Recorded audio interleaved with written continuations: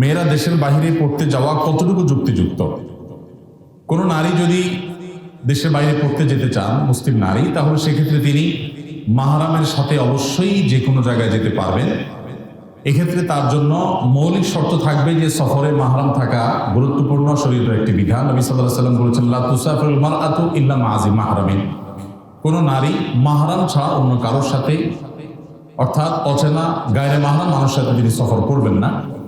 যদিও এক্ষেত্রে কোনো কোনো উলামা ইকরামের ভিন্নমত রয়েছে, যদি মহিলাদের সাথে অন্যান্য মহিলাদের দলের মধ্যে সংযুক্ত হয়ে থাকেন, যে তাদের মাহরাম আছে, যে তার সেফটি, নিরাপত্তা এগুলোর কোনো শঙ্কা থাকবে না, তো কোনো কোনো উলামা ইকরাম ক্ষেত্র বিশেষে নিরুপায় হলে তখন জায়েজ বলেন। বাট সাধারণ অবস্থায় মাহরাম সহই সফর করার বিষয়টি গুরুত্বপূর্ণ। মাহরাম দিয়ে আসলেন, নিয়ে আসলেন, এটুকু হলেই হবে। আর যেখানে থাকবেন সেখানে ফিতনা মুক্ত, তার কোনো প্রকার ঈমান, আমল, চরিত্র এগুলো সংকটে পড়ার শঙ্কা নেই বা জোরালো সম্ভাবনা নেই, এরকম হলে সেখানে তিনি অবশ্যই জ্ঞান অর্জন করতে বাহিরে যেতে পারবেন।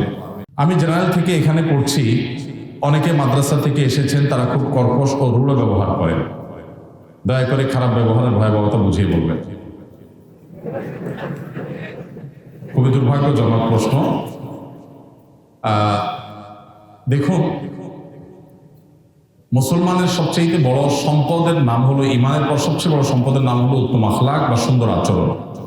নবী করিম সাল্লাল্লাহু আলাইহি ওয়াসাল্লাম বলেছেন, মা মিন শাইইন ইউদাউ ফিল মিজান ইয়াউমাল কিয়ামাতি আসকালু মিন হুসনিল খুলুক। কিয়ামতের দিন মিজানের পাল্লায় যত ভালো কাজ উঠানো হবে, অর্থাৎ পরিমাপ করা হবে, এর মধ্যে সবচেয়ে ওয়েটফুল ভালো কাজ হবে মানুষের উত্তম আচরণ।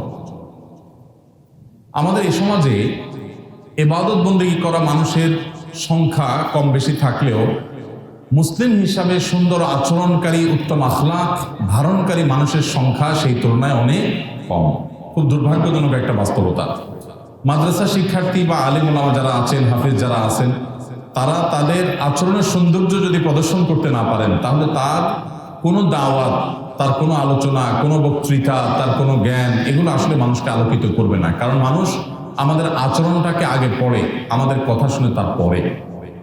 অতএব যদি কোনো মুসলমান তার আচরণ খারাপ থাকে, তিনি অন্য সমস্ত আমলে অগ্রসর হলেও তিনি আল্লাহর কাছে অগ্রসর হতে পারবেন না।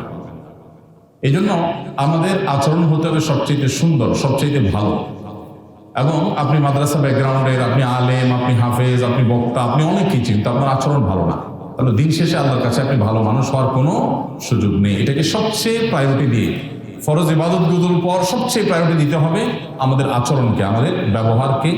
নবী করিম সাল্লাল্লাহু আলাইহি ওয়াসাল্লাম পুরো জীবন যদি আপনি দেখেন, দেখবেন যে সুন্দর আচরণের বাইরে খারাপ আচরণের কোনো নজির তার জীবনে যদি দূরের কথা, সাধারণ সাহাবীদের মধ্যেও সচরাচর দেখা যায় না। দু চারটা বিচ্ছিন্ন ঘটনা ঘটলেও নবী করিম সাল্লাল্লাহু আলাইহি ওয়াসাল্লাম কঠোর হাতে সেগুলোকে দমন করেছেন বা সেগুলো সংশোধনী দিয়েছেন। এই জন্য মাদ্রাসা ব্যাকগ্রাউন্ডে যারা এখানে আসেন, এই প্রশ্নটা আপনাদের জন্য অনেক বড় ইঙ্গিতপূর্ণ। আপনাদের সবার কথা না বললেও আপনাদের অনেককেই নিজেদেরকে সংশোধন করতে হবে। কারণ জেনারেল ব্যাকগ্রাউন্ডের ভাইরা আমাদের আচরণটা দেখবেন, আমাদের বক্ষে থাকা জ্ঞান তারা কিন্তু দেখেন না, তারা আমাদের আচরণটা দেখেন।